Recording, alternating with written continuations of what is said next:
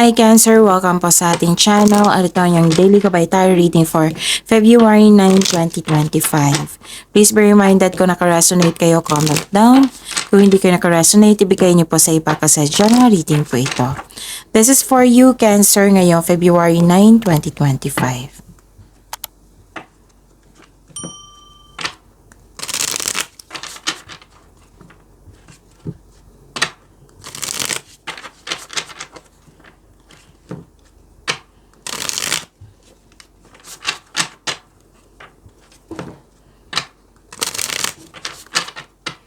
Para po ito sa inyo Cancer ngayong February 9, 2025. Maraming salamat po sa inyong patuloy na suporta at maraming salamat din po sa mga hindi nag-skip ng ads.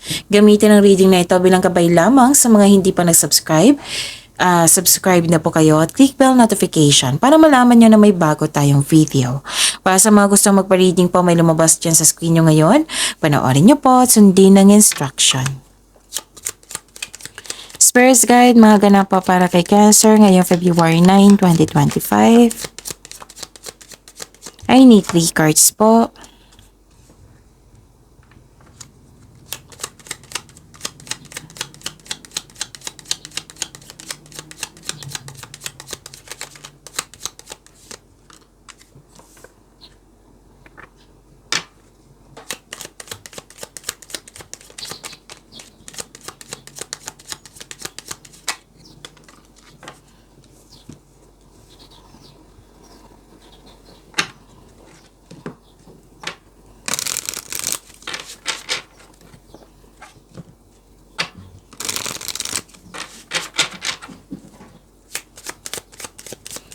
Spirits Guide,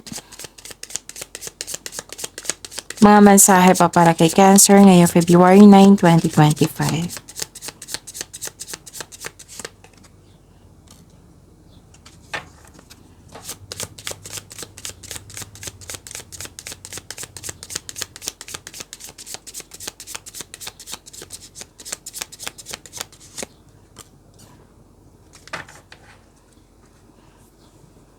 Okay, Cancer. Wow, prosperity. Nakikita ko dito, claim nyo ha, Cancer. May parating po na malaking pera sa inyo. Pwedeng dumating na ito or parating pa. So, claim nyo po, Cancer. Nakikita ko rin dito yung cash flow, transaction. Pwede din opportunity na ito na makapagbigay sa iyo ng malaking pera. So, claim nyo, Cancer, ang ganda. Mag-ingat lang po kayo sa isang... Kasi may tao dito na pwedeng tuso, mandaraya, nagipagkompetisyon, rivalry. Nakita ko rin dito na pwedeng naguguluhan ka sa isang tao. Pwedeng temptation din ito. Okay? Pwedeng may nagsinungaling sa'yo. Basta may tao dito na may hindi maganda ang intensyon.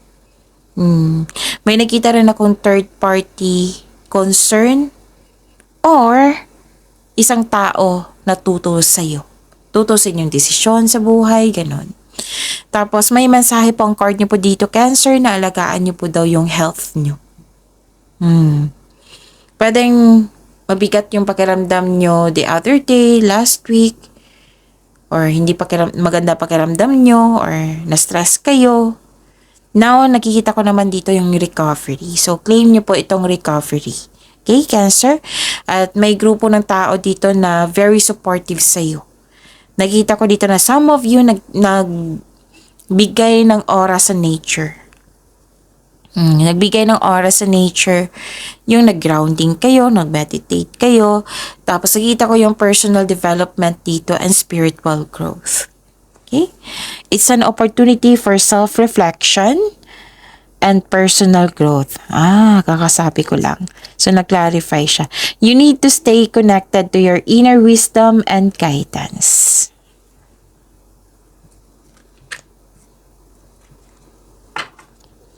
Spirits Guide, ano pa yung energy ni Cancer ngayong February 9, 2025?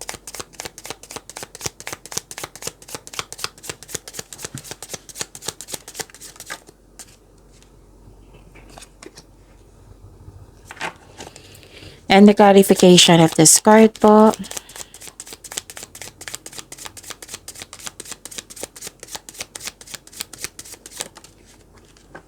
Tumatalon yung cards nyo. Baka nag-overthink kayo, ha?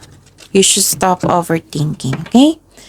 Kung may narinig kayo or may nakita kayong repeating message, meaning to say, pinupush ng cards nyo yan kasi ang ilan sa inyo hindi pa binigyan ng atensyon.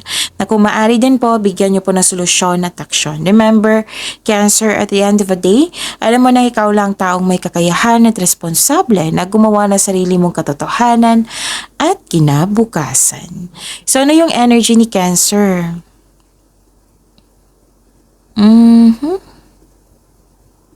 Oh, this is good. Nanindigan kayo.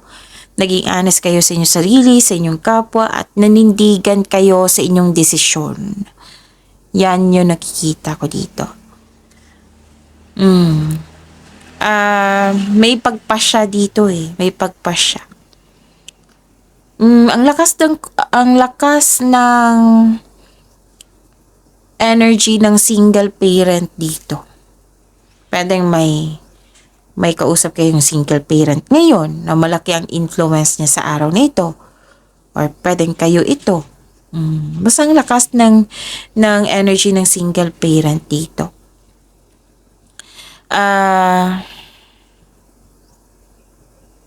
Okay. Magaling kayo maggawa ng desisyon. So sabi ng card niyo po dito, manindigan para sa iyong mga paniniwala. Focus on your logical at katwiran kesa sa umasa sa inyong emotion. So this card asks you to use your intuition para gabayan ka. Oo, sa susunod na hakbang. At humingi kayo ng tulong mula sa inyong trustworthy na kasamahan dyan. Yung maghingi ka ng advice sa mga wiser. Mentor mo, advisor, elders. Tapos tiyakin po daw kayo na makagawa kayo ng diskarte sa mga ginagawa mo ngayon. Okay? Yun.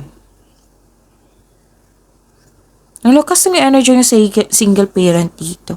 Maring naging influence to sa'yo or kayo po ito. Okay, ano pa?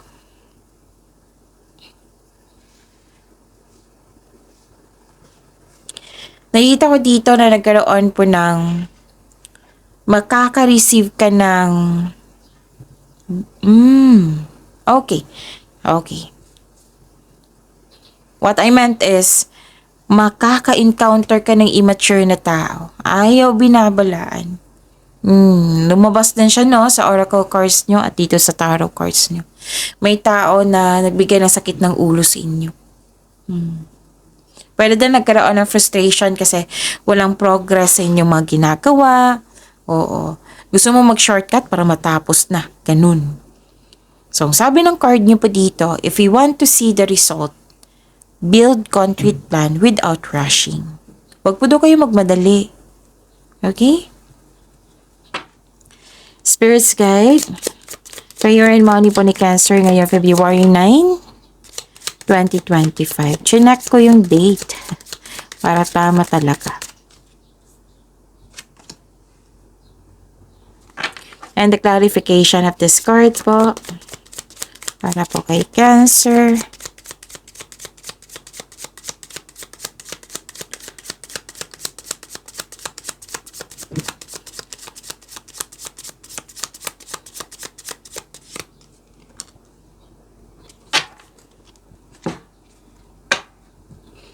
Okay, so career and money niyo po, Cancer.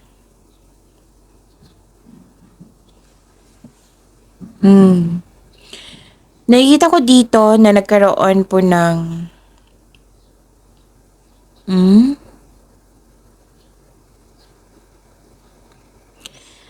may concern talaga kayo sa isang tao. Pwedeng naging mayabang ito. Or sumusobra na. Yan. Basta dalawa yung pag-uugali niya. Sumusobra na siya. Tapos mayabang. Yan yung nakikita ko dito. May bossy dito na isang tao na gusto niya lahat makuha gusto niya. Or hindi ka satisfied sa completion ng project mo. Yes, may completion ako nakikita dito. Okay, so this card also tells you na kasi may naka-receive kayo ng malaking blessings This is abundance. Yes, kitang-kita ko yung abundance dito. Sabi ng card dito, wag po daw masyadong gastahin kung ano ang mga biyayang natanggap. I-consider mo ang mga biyayang natanggap, i-celebrate mo by expressing gratitude and generosity. Okay? Yun. So, claim nyo yung abundance, ha? Cancer. And, ang ganda nito. This is fulfillment sa pangarap. Granted yung manifestation mo. And, kitang-kita ko yung happiness mo dito. Success in workplace and home. I-acknowledge mo ang nagbigay ng suporta sa'yo. Cancer. Galing sa isang grupo ng tao. Di ba may sabi ako sa inyo sa oracle cards nyo na may grupo ng tao dito nagbigay ng suporta sa'yo. Lumabas din siya dito sa tarot cards. Kung ikaw may balak na mag-change career or magtayo ng negosyo, know that you have a very supportive friends and family. Actually, you're very happy here. Kasi nakikita ko talaga dito na sa grupo ng tao, and I consider this as your family. Pwede na sa ibang tao po na grupo ng tao na may kasiyahan at kagalakan. So this card focuses on achievement of a level of love, success na nagbibigay sa iyo ng katahimikan, satisfaction at pasasalamat. Ganda, di ba? Spirit's Guide, Love Life, Self-Love, Partnership, and Romance ni Cancer ngayong February 9, 2024.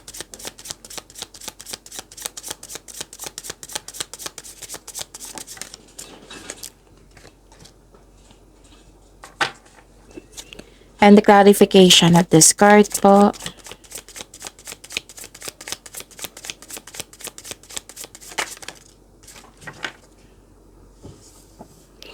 Maraming salamat po sa patuloy na tiwala, suporta sa ating channel. At maraming salamat din po sa mga hindi nag-skip ng ads. May obsession akong nakikita po dito. Pwedeng concern ito sa iyo or concern mo sa kanya. Pwedeng hindi sa partner mo, pwedeng sa isang tao. Basta may nakita kong obsession dito sa isang bagay or sa isang tao. Maari din na may gusto kang kunin o bilhin na hindi mo na malaya na check out mo na. So this card sent you a warning na control yourself, baka nagkaroon ng paggastasan nyo na hindi naman kailangan or di kaya'y may mapaninlang na tao dito gustong may kunin sa'yo. So mag-ingat kayo sa kanya kasi may nakita ko ditong illusion, hindi totoo sa'yo. Lumabas siya dito sa inyong oracle card. So, pay attention ha. Lumabas sa oracle cards nyo as sa tarot cards nyo. Yung mapaninlang na tao na may gustong kunin sa'yo. So, mag-ingat. Ano pa? Nakikita ko dito na nagkaroon po ng naging patient ka. Pwedeng sa isang bagay, sa isang tao, sa isang sitwasyon. Naging patient po daw kayo. Lumabas pa rin dito. Cancer. May kakilala po daw kayo na matigas ang ulo. Kanina pa to. So this is a repeating message ha. Pay attention. Pwede din humingi ka ng atensyon sa isang tao. Or siya yung humingi ng atensyon sa iyo. Yung gusto mong may mahalaga ka sa taong gusto mo. Ganun. You're seeking first attention po. Pwede din na humingi ng attention yung pamilya mo, yung anak mo, yung partner nyo. Ganun. Pwedeng kayo ito, pwedeng yung partner nyo.